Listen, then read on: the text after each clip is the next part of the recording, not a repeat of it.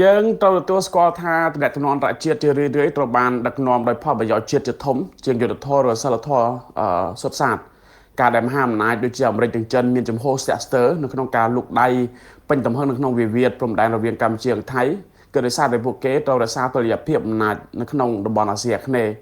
ដែលថៃគឺជាតួអង្គសេដ្ឋកិច្ចនិងយោធាដ៏សំខាន់មិនអាចខ្វះបានសម្រាប់យុទ្ធសាស្ត្ររបស់ប្រទេសទាំងពីរចំពោះចំហរបស់លោកត្រាំដែលផ្ដោតលើគោលការណ៍នយោបាយអាមេរិកមុនគេវាកាន់តែបង្ហាញឲ្យឃើញថាពិភពលោកកំពុងងាកទៅរករបៀបវារៈអន្តរជាតិឬក៏សម្រាប់ក្នុងរដ្ឋជាតិឯកតោភាគីនិយមដែលប្រទេសនីមួយៗត្រូវតែរ៉ាប់រងវាសនាខ្លួនឯងជាជាងសង្ឃឹមលើការជួយសង្គ្រោះពីខាងក្រៅស្របពេលជាមួយគ្នានេះដែររូបភាពអវិជ្ជមានពាក់ព័ន្ធនឹងល្បែងអនឡាញបទល្មើសឆបោកនិងបញ្ហាបាល់កិច្ចបានក្លាយជាឧបសគ្គដ៏ធំដែលធ្វើឲ្យកម្ពុជាបាត់បង់អំណាចតតាំងលើឆាកអន្តរជាតិនៅពេលដែលសហគមន៍អន្តរជាតិជាពិសេសអឺរ៉ុបនិងចិនមើលឃើញ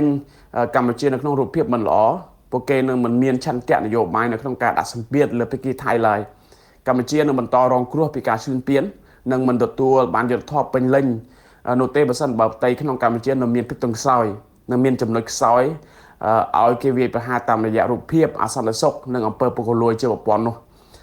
ខ្ញុំគិតថាដើម្បីផ្លាស់ប្ដូរស្ថានភាពនេះនឹងតាក់ទាញការចាប់អារម្មណ៍ឡើងវិញក្រោយរងការឈ្លានពានពីថៃកម្ពុជាត្រូវតែចាប់ផ្ដើមពីការកែតម្រង់ផ្ទៃក្នុងយ៉ាងស៊ីជម្រៅដោយបង្ក្រាបបទល្មើសឆ្លងដែននិងការឆបោកអនឡាញឲ្យអស់ជាស្ថាពរដើម្បីលាងសម្អាតមុខមាត់នៅលើឆាកអន្តរជាតិការបង្កើនតម្លៃយុទ្ធសាស្ត្ររបស់កម្ពុជាតាមរយៈការធ្វើជាដៃគូសេដ្ឋកិច្ចដែលគួរឲ្យទុកចិត្តនិងការអនុវត្តនយោបាយការទប់ពហុភាគីដែលឈរទៅលើគោលការណ៍ច្បាប់អន្តរជាតិគឺជាមធ្យោបាយតែមួយគត់ដើម្បីបង្ខំឲ្យមហាអំណាចងាកមកយកចិត្តទុកដាក់ឡើងវិញកាលណាកម្ពុជាមានអបាលកិច្ចល្អមានសេដ្ឋកិច្ចរឹងមាំនិងមានភាពស្អាតស្អំនៅក្នុងប្រព័ន្ធយុត្តិធម៌នៅពិភពលោកមិនថាអាមេរិកឬចិននឹងមើលឃើញថាការឈ្លានពានមកលើកម្ពុជាគឺជាការបាត់បង់ផលប្រយោជន៍របស់ពួកគេដែរវានឹងធ្វើឲ្យនឹងជំរុញឲ្យមានការអន្តរាគមន៍ដោយឯកឯងដោយមិនចាំបាច់អង្វរអានេះខ្ញុំគិតថាវាទាមទារឲ្យមានការកែតម្រង់ស៊ីជម្រៅហើយវាផ្ដើមចេញអំពីកម្ពុជាផ្ទាល់បាទខ្ញុំគិតថាវាមិនមែនជាផ្លូវតល់ច្រកនោះទេប៉ុន្តែវាគឺជាផ្លូវដែលពោរពេញទៅដោយបញ្ហាប្រឈមនៅក្នុងការរក្សាតុល្យភាពរវាងមហាអំណាចទោះបីកម្ពុជានៅតែបន្តរក្សាទំនាក់ទំនងស្អិតរមួតជាមួយចិនដែលជាបង្អែកសេដ្ឋកិច្ចនិងហេដ្ឋារចនាសម្ព័ន្ធដ៏ធំក៏ក្រោយៗនេះយើងសង្កេតឃើញថាលោកហ៊ុនម៉ាណែតបានកំពុងព្យាយាមប្រើប្រាស់យុទ្ធសាស្ត្រការទូតបែបថ្មីដែលព្យាយាមសម្រួលទំនាក់ទំនងជាមួយនឹងលោកខាងលិចឲ្យមានភាពល្អប្រសើរឡើងវិញផងដែរការធ្វើដំណើរទៅកាន់បណ្ដាប្រទេសអឺរ៉ុបការជួបពិភាក្សាជាមួយនឹងថ្នាក់ដឹកនាំអាមេរិកក្នុងវេទិកានានានិងការបើកចំហទទួលការវិនិយោគចម្រុះពីបរទេសសម្រាប់ខ្ញុំគឺជាសញ្ញាមួយដែលបង្ហាញថាលោកហ៊ុនម៉ាណែតមិនចង់ឲ្យកម្ពុជាធ្លាក់ក្នុងស្ថានភាពពឹងផ្អែកទៅលើមហាអំណាចតែមួយរហូតដល់ទាល់ច្រកនៅឡើយទោះយ៉ាងណាក្តីកត្តាដែលធ្វើឲ្យការដឹកនាំនេះហាក់ដូចជាជួបភាពតានតឹងកាន់តែខ្លាំងគឺសម្ពាធពីបញ្ហាផ្ទៃក្នុងដែលមហាអំណាចយកមកធ្វើជាលក្ខខណ្ឌការទូតដូចជាបញ្ហាសិទ្ធិមនុស្សប្រជាធិបតេយ្យនិងជាពិសេសបញ្ហាសន្តិសុខទាក់ទងនឹងការឆបោកតាមអនឡាញដែលកំពុងធ្វើឲ្យខូចរូបភាពកម្ពុជាតែម្ដងប្រសិនបើកម្ពុជាមិនអាចដោះស្រាយបញ្ហាបន្លាក្នុងកែវភ្នែកទាំងអស់នេះបានទេ